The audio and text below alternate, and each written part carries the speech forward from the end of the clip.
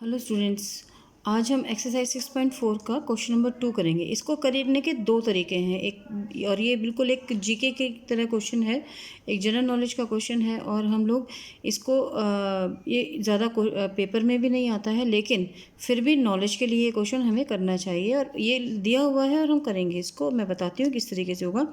कि इसमें लिया हुआ है, find the number of digits in the square root of which the of each of the following numbers without any calculation. बिना किसी कैलकुलेशन के ये हमें पता करना है कि इन डिजिट्स का स्क्वायर रूट कितने डिजिट्स का होगा।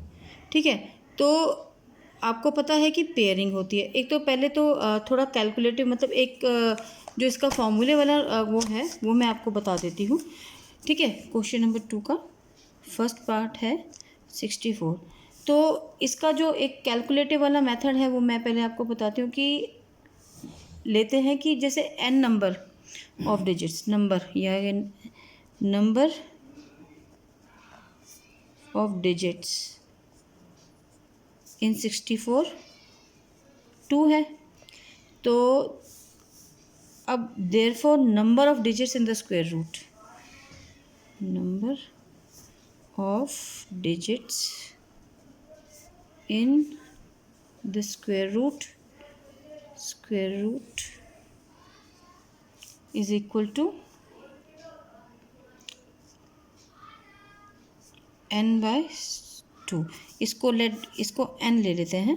ठीक है, तो n by 2 हो गया, तो n by 2 इक्वल्स टू 1, मतलब 2 है, 2 by 2, 2 से 2 गए 1।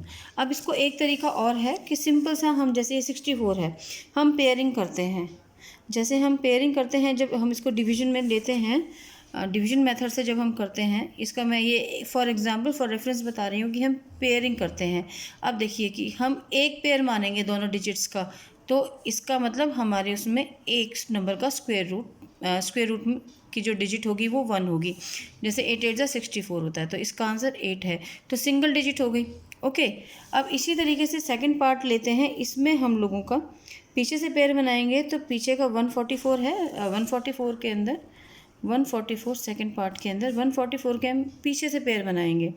तो एक पेयर तो ये हो गया, और ये जो आगे का बचता है, मैंने पहले भी आपको बताया था कि एक पेयर रहेगा, तो इसका हम लेंगे कि ये हमारा 2 डिजिट का होगा। और वैसे अगर हम फॉर्मूले के हिसाब से करते हैं, जैसे ये ऊपर बताया है कि n नंबर ऑफ डिजिट्स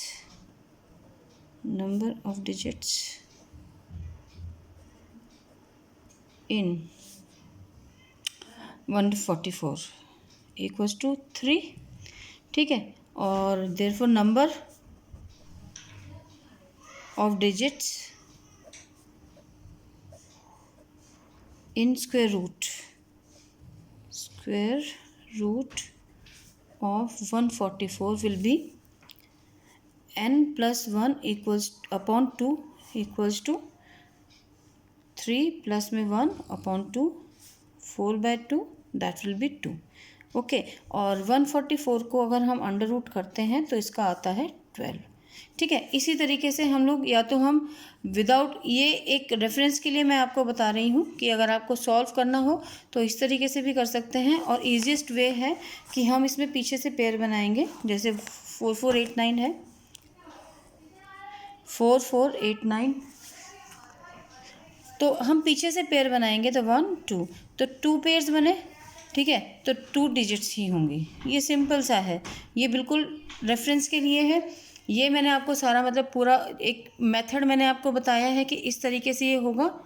लेकिन और ईजीएस्ट वे है इसको सॉल्व करने का कि आप इसके पेयर बनाइए, और जितने पेयर बनेंगे उतने ही डिजिट्स का वो स्क्वायर रूट इसका आएगा। इसी तरीके से 27225, फोर्थ में है 27225, तो इसमें हम पीछे से पेयर बनाएंगे 2 2, और ये जो सिंगल बचता है ये अपने आप में एक पेयर माना जाएगा।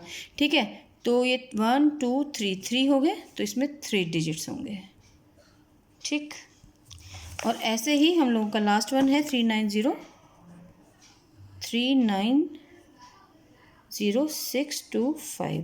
फिर पेयर बनाएंगे, पेयरिंग करेंगे 1 2 3, तो इसमें 3 डिजिट्स बैठते हैं, तो ये 3 डिजिट्स का इसका स्क्वायर रूट नंबर होगा। ओके, ये तो हो गया हम लोगों का क्वेश्चन नंबर 1। अब क्वेश्चन नंबर 2 और देखते हैं, जो इम्पोर्टेंट भी है और पेपर्स में भी, एग्जाम्स में भी ज़्यादातर आता है। तो इसमें लिखा हुआ है find the square root of the following decimal numbers. ठीक है, अभी मैंने आपको क्वेश्चन नंबर 1 जैसे आपको डिवीजन मेथड से बताया था, सेम उसी मेथड से ये हमको करना है बस, लेकिन इसमें एक ही वो है, डिफरेंस है कि इसमें हम लोगों को डेसिमल दिया हुआ है। ठीक है, तो जैसे हम डिवीजन करते हैं डेसिमल्स की, उसी तरीके से इसमें होगी, लेकिन स्क्वायर रूट के हिसाब से होगी। जैसे मैंने आपको बताया था फर्स्ट स्टेप और सेकंड स्टेप, उसी हिसाब से हम इसको करेंगे। और उसके लिए रेफरेंस के लिए आपको या तो अपने पास ऐसे स्क्वायर रूट्स लिख लेने हैं, या आपको स्क्वायर रूट्स लर्न कर लेने हैं। ओके, एटलीस्ट 10 तक तो आपको पूरे याद होने ही चाहिए। अब इसको हम डिवीजन मेथड से करेंगे 2.56। अब हम लोग यहाँ पर रफ में काम करेंगे कि एक पेयर तो हम लोगों का ये बन गया, ये हमारा पूरा पेयर है, इसका इधर की साइड बनेगा, इसका इधर की साइड बनेगा। ओके, तो 1 या फिर 2, 1 1 ज़ा 1 हो गया, 1 इंटू 1 1 आएगा, और 2 2 ज़ा 4, तो 2 2 ज़ा 4 बड़ा हो गया, तो हम 1 to 1 लेंगे, 1 1 ज़ा 1, तो यहाँ से 1 आ गया, पूरा का पूरा पेयर नीचे ले लिया और डेसिमल ऊपर चला गया। अब हम लोगों के पास है 1 प्लस में 1 हो गया 2। अब यहाँ पर जो डिजिट हम लिखेंगे उसी को हम यहाँ पर लिखेंगे और यहाँ पर करेंगे। अब 6 आता है, या तो 4 4 से 6 आता है, या 6 6 से 36 होता है। तो हम 2 के आगे पहले 4 लिख कर देखेंगे कि इससे बात बनती है कि नहीं है। 4 4 से 16 96, ये कम रहेगा। अब हम 2 के आगे 6 को करके देखते हैं कि इससे हमारा क्वेश्चन सॉल्व होता है कि नहीं होता है। तो ये हो जाता है 156, तो ये हमारी बात यहाँ पर बनती है। तो यहाँ पर हम 6 लिखेंगे, ऊपर भी हमें 6 लिखना है, और 6 से मल्टीप्लाई करेंगे तो 156, तो ये हो गया। तो therefore under root 2.56 will be 1.6, यानी कि 2.56 का स्क्वायर रूट हो जाएगा 1.6। ओके, एक ये क्वेश्चन हम लोगों का हो गया। अब हम लोग सेकंड पार्ट करेंगे। सेकंड पार्ट है 7.29। ठीक है, तो 7.29 में हम देखते हैं कैसे करते हैं। 7.29, सबसे पहले हम इधर से पेयर लेंगे, ये वाला पेयर, और फिर ये सिंगल एक पेयर बन जाएगा। अब इसको करते हैं 1 1 ज़ा 1, 2 2 ज़ा 4 एंड 3 3 ज़ा 9। 3 3 ज़ा 9 बड़ा हो जाएगा, तो हम 2 2 ज़ा 4 लेंगे, तो 2 2 ज़ा 4, 3 पूरा का पूरा पेयर नीचे लेते हैं। ओके, अब यहाँ पे 2 में 2 प्लस करेंगे 4। अब 4 के आगे हम क्या, या तो हमें 9 आ रहा है तो यहाँ तो हम 3 3 ज़ा 9 करेंगे, या हम लोग 7 7 ज़ा 49 करेंगे।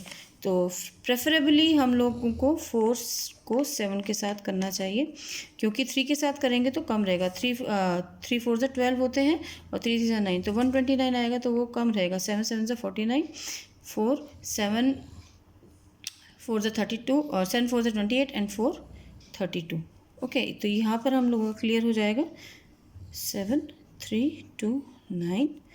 यहाँ पर ये डेसिमल और ये हम लोगों का ये आंसर आ गया। तो देयरफॉर इसको आंसर लिखेंगे, therefore under root 7.29 will be 2.29। Okay, ये इसका आंसर हो गया। ठीक है, अभी हम लोग नेक्स्ट पार्ट लेते हैं इसका 51.84। इसका थर्ड पार्ट है 51.84। ओके, अब इसको हम करते हैं 51.84, पेयरिंग करेंगे। एक पेयर ये बन गया, एक पेयर ये बन गया। अब देखते हैं इससे नियरेस्ट कौन सा है।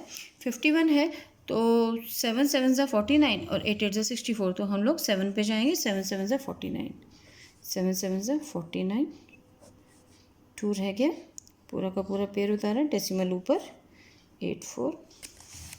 अब 7 प्लस में 7, दैट विल बी 14। अब यहाँ पर देखते हैं 4 किसके पीछे आता है, या तो हम लोगों का 4 2 पर आता है, या हम लोगों का 4 8 पर आता है। तो हम लोग इसको 2 से करके देखते हैं पहले। 14 2 2, 142 इंटू 2 4, 8 एंड 2। तो ये क्लियर होता है हम लोगों का 284। यहाँ पर हम 2 लिख देते हैं, that will be our answer कि under root 51.84 therefore will be 7.2।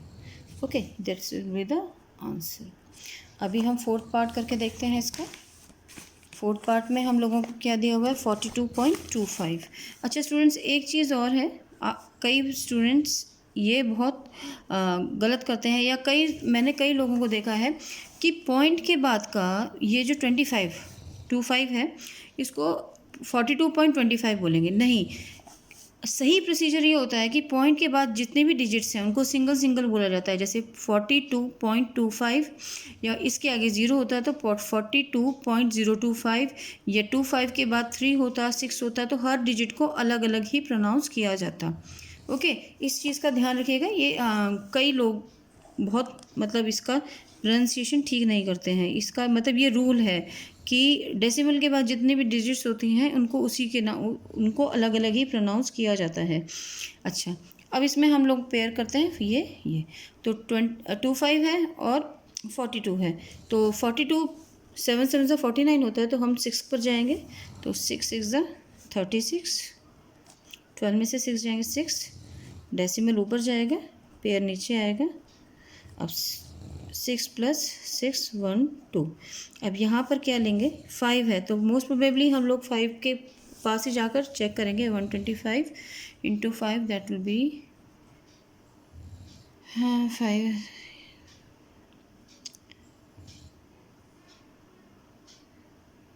5 25 2 1 5 into 5 and 1 6 25। Okay, तो ये 5 से ही जाएगा 0.5, तो इंटू 5 ये 625। ओके, ये क्वेश्चन फर्स्ट और सेकंड क्वेश्चन हम लोगों के हो चुके हैं, और एक फिफ्थ पार्ट और रह गया है, इसको और कर लेते हैं। इसको सॉल्व करने के बाद मैं एक चीज़ और आपको बताना चाहूँगी। 31.36। ओके, 31.36 को भी करते हैं, अंडर डिवीजन के उसमें लेते हैं 31.36। तो नियरेस्ट है हम लोगों का 5, तो 5 5 25, 11 में से 5 जाएंगे 6, पॉइंट ऊपर जाएगा 5, और ये हम नीचे ले लेंगे पेयर, और यहाँ पर प्लस में 5 10। ओके, अब सिंपल है कि ये 36 पर ही आता है, और 6 लास्ट में 6 या तो 6 पर आएगा या 4 पर आएगा, तो यहाँ पर हम लोगों को नियरेस्ट ज़्यादा 6 लग रहा है, तो 6 से करते हैं 636। ओके, क्योंकि 6 is 36, 6 3 6 0 is 0 and 3 3 and 6 1 is 3। तो इसको therefore under root 31.36 will be 5.6। ये आंसर है। ठीक है, बहुत इजी क्वेश्चंस हैं। अगर आप लोग, सबसे पहली चीज़ कि आपको स्क्वायर रूट्स बहुत हैंडी होने चाहिए।